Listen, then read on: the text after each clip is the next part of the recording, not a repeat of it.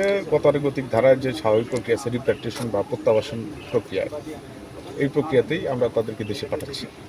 নাগরিকত্ব ভেরিফিকেশন শেষে, তাদের নাগরিকত্ব যাচাই বাছাই শেষে যখন আমরা নিশ্চিত হয়েছি যে তারা বাংলাদেশি নাগরিক এবং বিভিন্ন সময় বিভিন্ন কারণে সীমান্ত পেরিয়ে অবৈধভাবে ভারত অবস্থান করতেছিল, পরবর্তীতে ভারতের আইন শৃঙ্খলা বাহিনীর হাতে অবৈধ অনুপ্রবেশের দায়ে আটক হওয়ার পরে তারা জেল জরিমানা ভোগ করার পরে তারা স্থানীয় নরসিংগড় ডিটেনশন সেন্টারে অবস্থান করতেছিল। আমরা খবর পেয়ে তাদেরকে আইনি প্রক্রিয়ার মাধ্যমে দেশে পাঠাচ্ছি। ধরা তো অনুপ্রবেশ যখনই হয় তখনই ধরা পড়ে, কেউ বা অনুপ্রবেশ করার পরে দীর্ঘদিন পরে ধরা পড়ে, কিন্তু এক একজনের এক এক মেয়াদে যখন সাজা হয়, সাজা শেষে এক একজন এক এক সময় তারা বিভিন্ন ডিটেনশন সেন্টারগুলোতে অবস্থান করতে থাকে।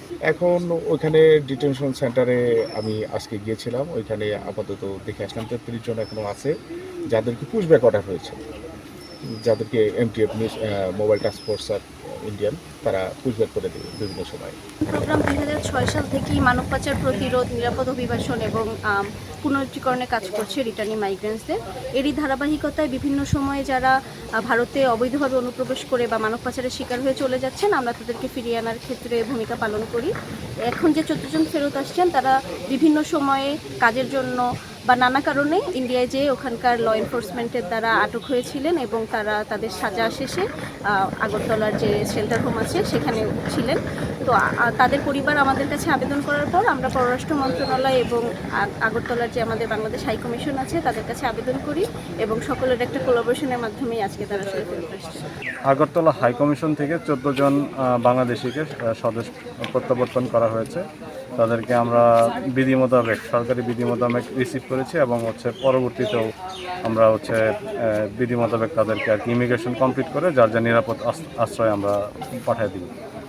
এবং এখানে সরকারিভাবে যাদেরকে যৌতুক সহযোগিতা করার বিষয়ে আমরা দেখছি, আর বেসরকারিভাবেও একটি এনজিও এগিয়ে এসেছে, তারাও তাদেরকে কিছু নগদ সহায়তা এবং খাদ্য সহায়তা দিচ্ছে। আজকে দীর্ঘদিন আমার ছেলে ইন্ডিয়া আমার অ্যারেস্ট হয়েছে পরশুরাম বিলোনিয়াদি। এখানে আমার বাড়ি, আমার ছেলে বর্ডারের আমার পাশে আমাদের বাড়ি। আমার ছেলে কৃষিকাজ করতে চলে গেছিল, এখান থেকে আমার বিয়ে হবে আগুলি, মানে আগলচের দূরেছে ভারতের দিকে চলে গেছে। তখন ওইখানে অ্যারেস্ট হচ্ছে আজকে 6 মাস বিগত। আসে না আজকে আসবে বলে আমরা আমার শুনি একেবারে এখানে আসছি। আমার ছেলে আসার থেকে আমি অনেক খুশি। 2024 সালের সেপ্টেম্বর মাসের 1 তারিখে গিয়েছিলাম, কাজের কথা বলে নিছিল, ফেসবুকে পরিচয়। পরে আমরা যখন বর্ডার ক্রস করছি তখন আমাদের ধরে ফেলছে। আমরা যেখানে যেতে চেয়েছিলাম সেখানে আর যেতে পারিনি।